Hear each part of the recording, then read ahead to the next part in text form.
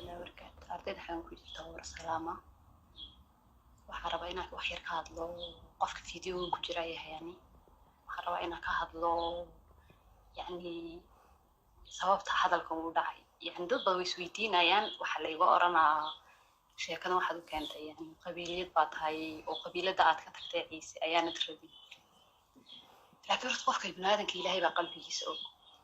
iyo wixii uu maxaa loo hortaa niyada ku hayo. شخصياً أنا يعني وهلا صار لي هي حال أرتا وحس إلى ساكي يعني وحي يجي مدي هذا القدم ضدنا أصحابنا هاي ضد سنة أصحابنا وحور دين جرني أيا يعني سلا هذا الكودي هاي كميدة يعني يالك أنا أصحابنا عيسى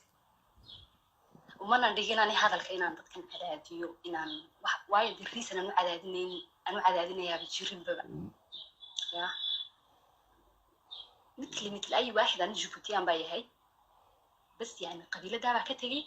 صوابتي أو بتهين إلهي بقى وبكوس تاني ده هو إلا بي ما فيش حد يصدقني أصلا خالص عشان لا عشان أصحابي كلبا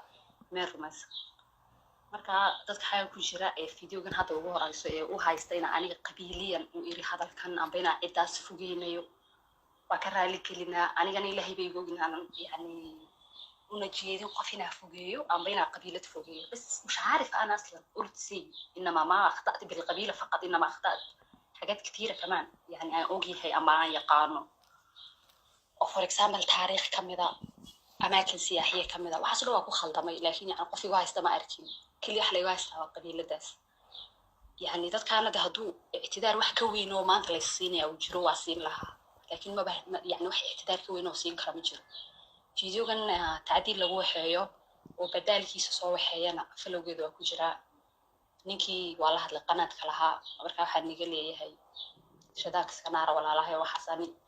qof yani qabiil iyo waxaas ku mashquulo kulay uma arko